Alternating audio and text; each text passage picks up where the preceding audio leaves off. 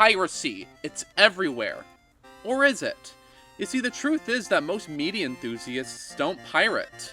Music lovers and audiophiles don't pirate their music, they stream it legally. And most film enthusiasts don't pirate their movies, they stream it or they get the Blu-ray. However, the thing is, there's one hobby where the vast majority of its fans pirate the content. And that is retro video gaming.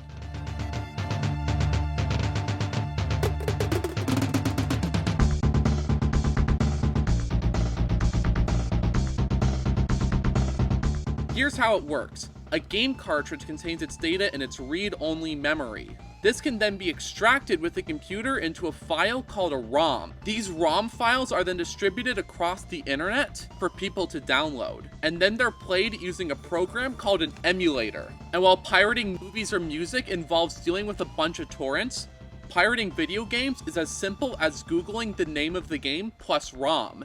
And while it's been proven in court that the emulators themselves are legal, the downloading of ROMs is definitely illegal. And the thing is, the vast majority of retro video gamers pirate. Have you pirated video games before? Yes, I have. Yes. Yeah, I have. Why did you pirate those video games? I mostly pirated them, mostly because either they were Japanese only and they never came out in America, the consoles they were made for aren't made anymore, or very expensive to find, expensive to keep up and make sure they work all the time, and or more commonly, it's just because they're so expensive. Often it comes down to being unique versions of games that were not made available. I didn't want to buy it. It was easy.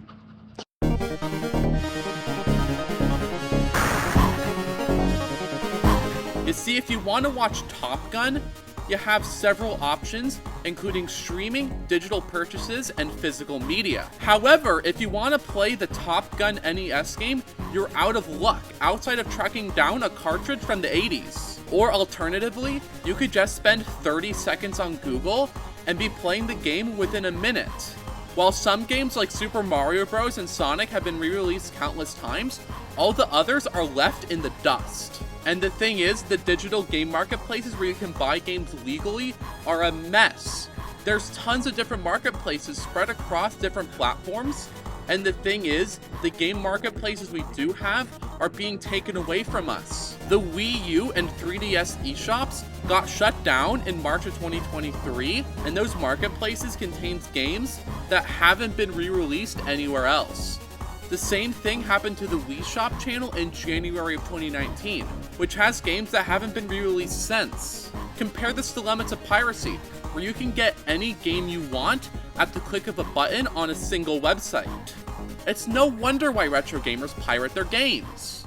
If a video game you pirate later becomes available at a reasonable price, would you purchase that option or would you continue playing your pirated copy? I would 100% buy a physical, or a digital, because if it's something I enjoy, then I would want to support more of that.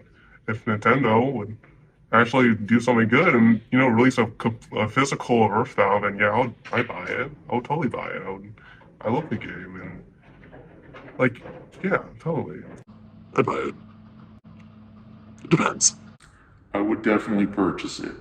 As a matter of fact, I've done that with just about all the games that I've owned previously and continuing on.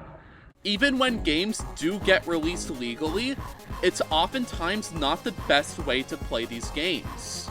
Modern emulators offer 4K upscaling, widescreen support, advanced scanline effects, and a high degree of customization. Whereas the legal releases of video games, in the best case scenario, offer decent enough emulation with maybe some video effects.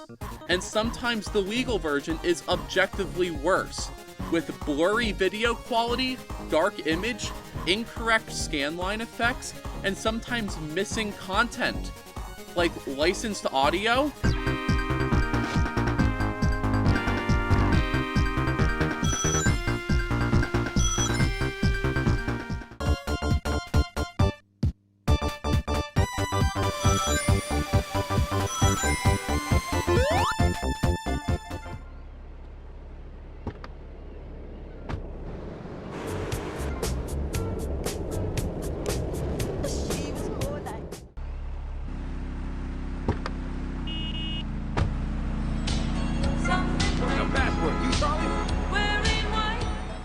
or even censored content. Now, recently a Haitian gang lord died. Apparently the Cubans did it. Nobody's certain. Now, recently a gang lord died. You disguise yourself and head on down and crash the funeral.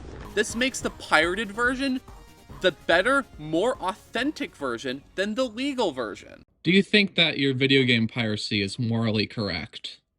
Yeah, I'm not doing anything crazy. It's just old games that I can't get anywhere.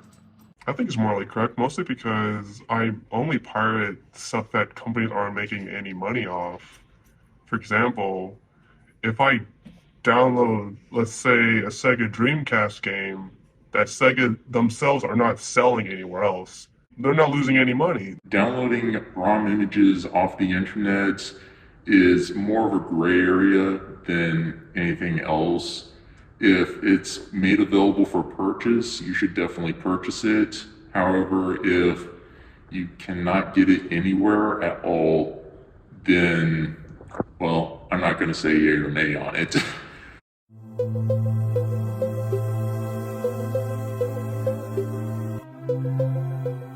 Piracy is bad, right?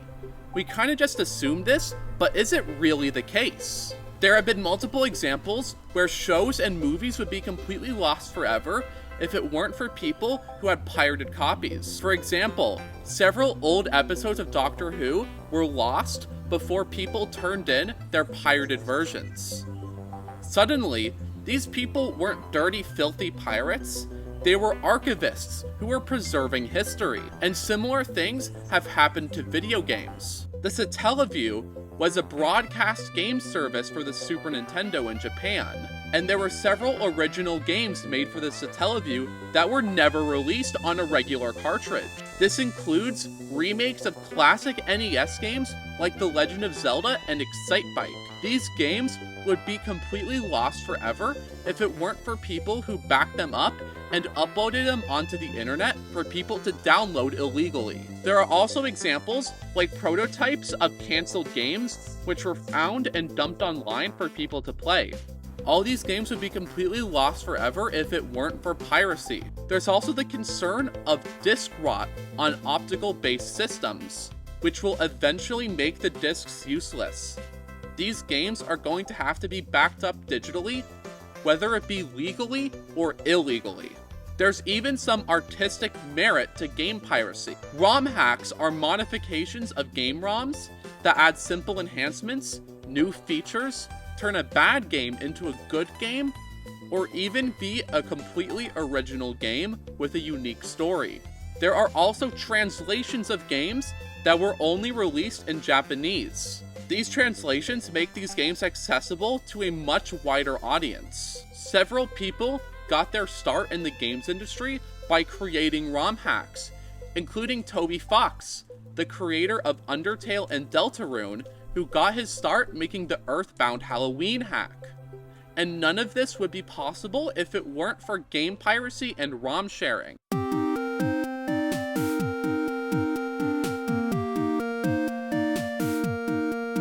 However, even with all of that being said, piracy is still bad. It's illegal for a reason. However, is there any solution to all of this? Well, the only way I think that this could be solved is if there was a marketplace like iTunes is for music and movies for video games, where all major video games are available in one place for an affordable price. However, I don't see this happening due to the amount of game companies that are gonna have to agree to this, and there's also issues of games based off of movies and TV shows that have complicated licensing agreements. This makes any solution to game piracy highly unlikely. However, I want to believe it is possible. These marketplaces exist for movies and TV shows, so it's possible for it to happen for video games too.